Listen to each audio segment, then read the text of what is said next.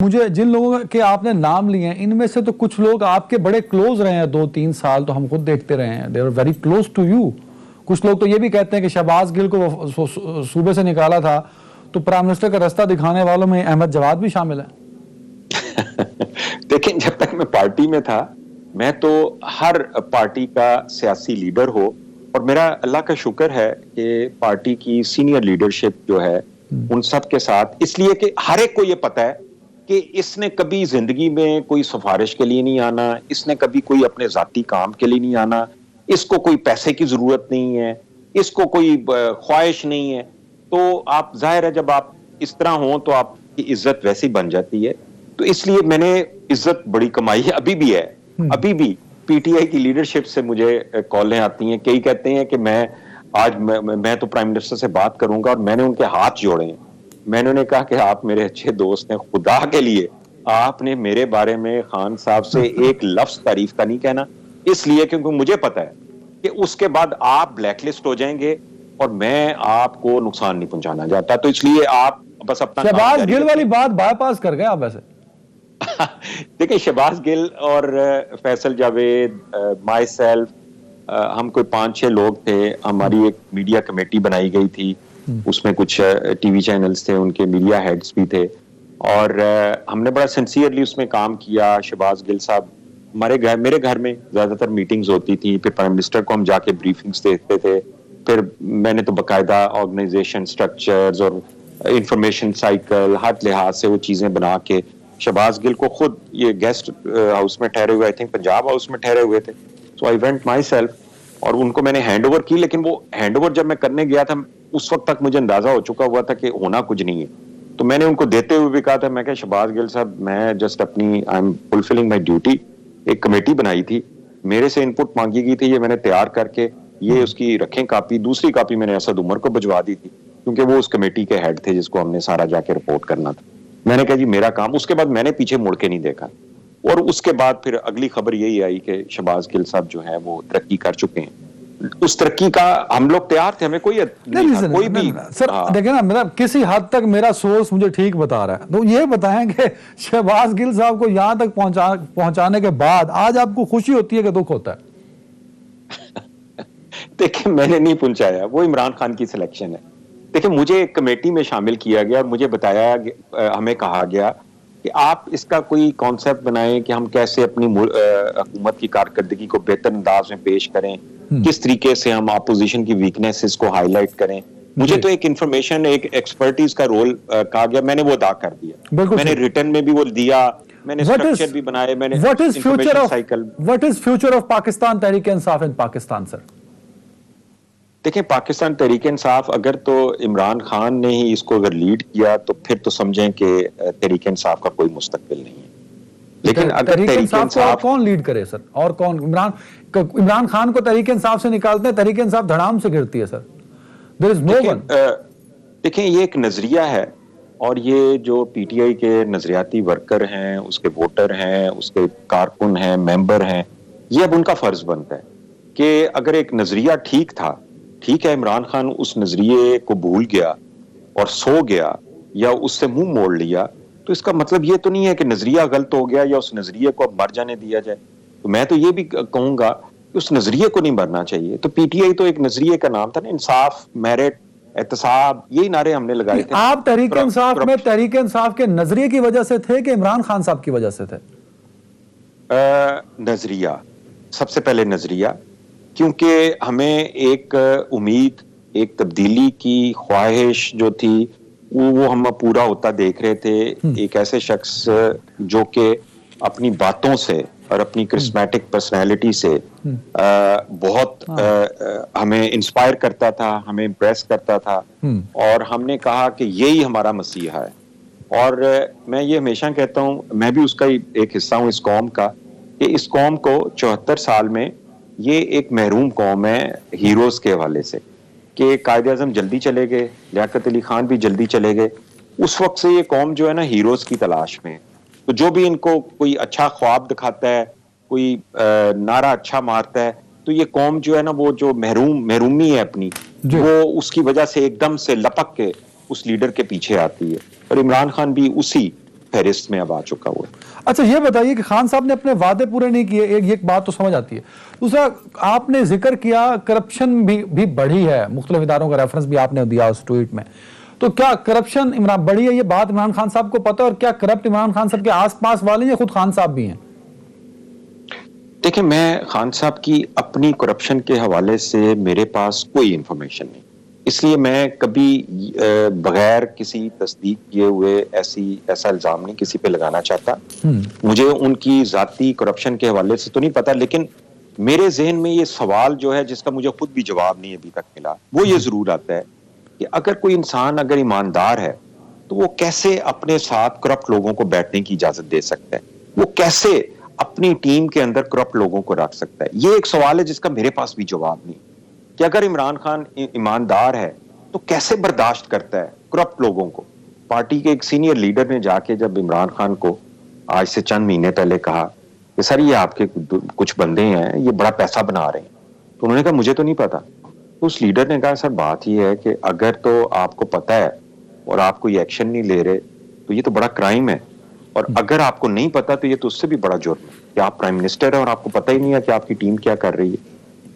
بالکل صحیح ہے سر، ٹائم کم ہے، عروج اور زوال سیاست کا حصہ ہے۔ کل عمران خان صاحب کو زوال آتا ہے تو جو آج ساتھ ہیں، جو ٹیم ہے عمران خان صاحب کی جو آس پاس آج نظر آتی ہے، کل ان میں سے سب سے پہلے کون دوڑے گا سر؟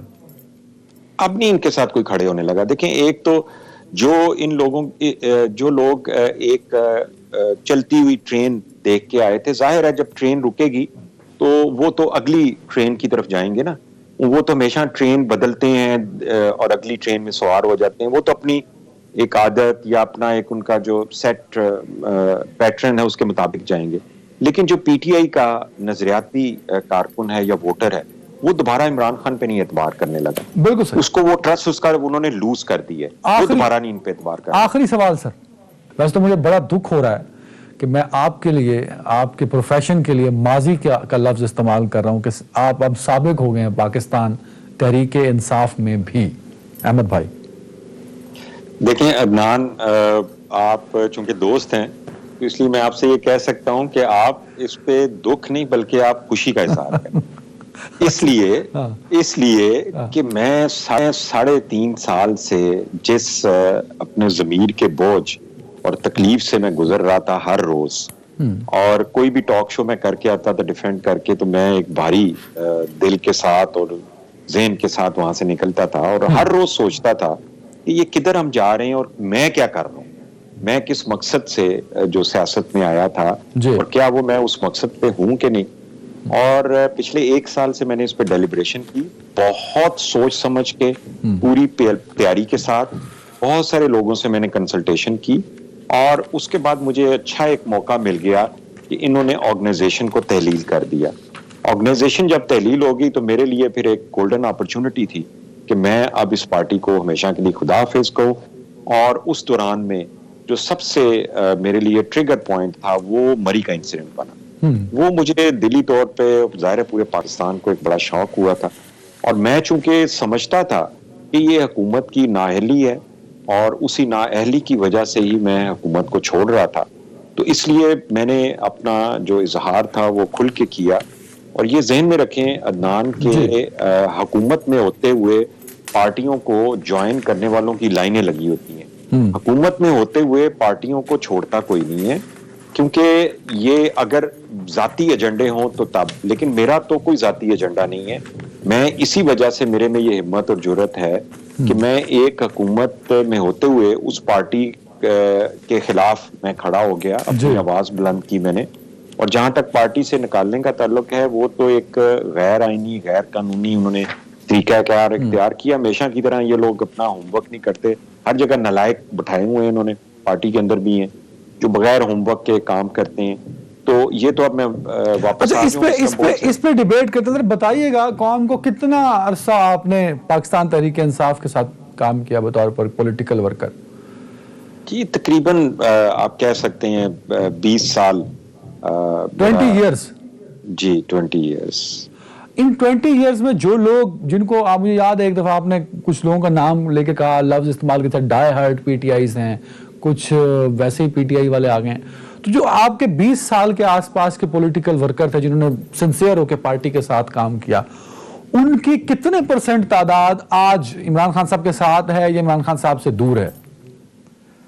عدنان، اس سٹانس کے لینے کے بعد ظاہر ہے کہ مجھے پوری دنیا سے، پاکستان سے میسیجز بھی آئے، سوشل میڈیا کے ذریعے بھی آئے. That is unprecedented. مجھے یہ تو احساس تھا کہ پی ٹی آئی کا ووٹر مایوس ہے، پی ٹی آئی کا ورکر ناراض ہے، لیکن مجھے یہ احساس نہیں تھا کہ وہ اتنی بڑی تعداد میں اور اس سٹانس کے اوپر ان کی بھی یہی رائے ہے. اور اس کو دیکھتے ہوئے میں کہہ سکتا ہوں کہ عمران خان اپنی پارٹی کے اندر ہی مقبولیت کھو چکے ہیں.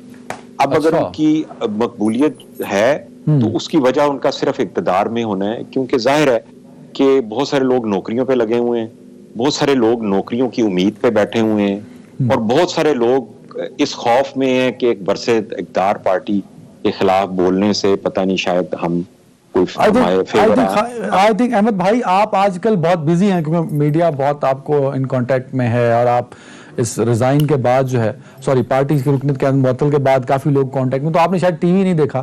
خان صاحب یہ کہہ رہے ہیں کہ اگر مجھے نکال دیا گیا تو میں زیادہ خطرناک ہوں گا. آپ کہہ رہے ہیں کہ وہ غیر مقبول ہو گئے.